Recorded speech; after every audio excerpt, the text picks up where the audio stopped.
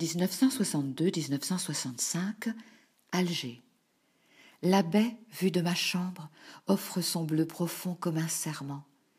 Il va faire beau, le même temps qu'hier, le même temps que ce matin, ce temps qui colore nos journées, celles d'aujourd'hui, celles de demain, un temps bleu.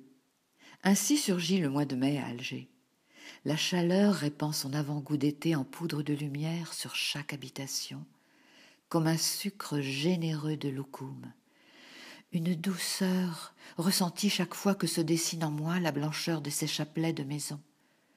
Pourtant, j'entends encore monter les bruits de la ville, tel un chant, dans une polyphonie de douleurs qui ne pourront s'oublier, de cris et de rires mêlés, d'espoirs et de regrets, de ruines et de projets. Ainsi s'ouvre le théâtre de mes souvenirs ce lundi, tandis que je sors 4 boîtes noires oubliées au fond d'une armoire pour contempler de vieilles photos. Alger la Blanche s'offre à la mer comme une femme à son bien-aimé.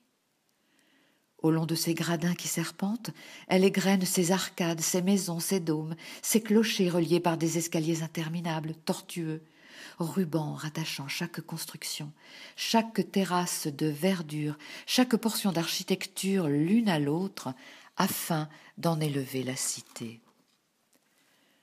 Dans le décor de ma mémoire, c'est une lumière qui chante, des arbres qui valsent avec leurs robes de larges palmes, des enfants qui crient dans l'ardeur de leur jeu, des oranges accrochées comme des balles dans la verdure de leurs feuilles, des bateaux qui hurlent dans la chaleur des brumes et glissent au ralenti, poussés, tirés par les remorqueurs, baleines de bois géantes, rugissantes, rouges et noires. Ce sont des cigales qui s'appellent et se répondent sous le soleil de midi, des grillons qui envoient leur sérénade éperdument à la tombée de la nuit. Dans l'amphore de cette baie, le silence n'est jamais silence. Il est millions de silences habités qui fredonnent leur frémissement de vie, crient leur passion de guerre et leurs sanglots d'amour.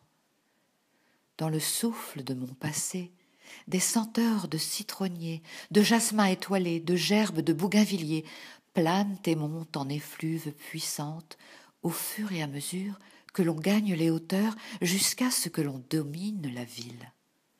Là, odeurs, bruits, couleurs, matière de briques ou de terre cuivrée s'accordent et s'unissent comme en un vase sacré.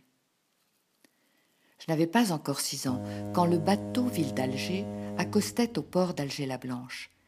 C'est ainsi que mon enfance débarquait en 1952 de l'autre côté de la Méditerranée. C'est ici que vinrent au monde les secrets de mon adolescence.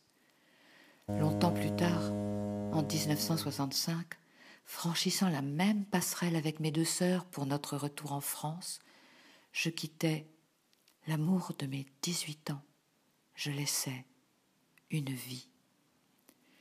Ce lundi ordinaire, les clichés sont un calendrier antérieur effeuillé pêle-mêle autour de moi. Je recherche une certaine photo, si précieuse photo. Je ne l'aurais pourtant pas déchirée. Enfin, elle est là. Sur le petit carré de papier avec Madame Granier, c'est lui. Un jeune garçon, 16 ans, 17 ans. Il est très beau. Si je le croisais dans la rue aujourd'hui, le reconnaîtrais-je ? Me revient alors notre rencontre sous les arcades du conservatoire. Je vais prendre mon bus. Derrière moi, quelqu'un presse le pas pour arriver à ma hauteur et m'aborde. « Bonsoir, mademoiselle. C'est vous au théâtre qui avez dit le texte de Madame de Sévigné. Savez-vous ce que c'est que faner ? Il faut que je vous l'explique. C'est retourner du foin en batifolant dans une prairie. » C'était magnifique. Vous avez une très jolie voix. Votre robe prenait la couleur du texte et vous allez si bien. Merci. Je travaille la diction avec mademoiselle Lamberton. L'an prochain, je serai inscrite au cours de théâtre. Nous marchons vers le petit square Bresson. Là, les arbres semblent abriter toutes les hirondelles du monde. Leurs cris assourdissants nous appellent et nous emportent dans leur joie exubérante. Lorsque je monte dans le bus, le beau jeune homme brun me fait un petit signe en guise de revoir.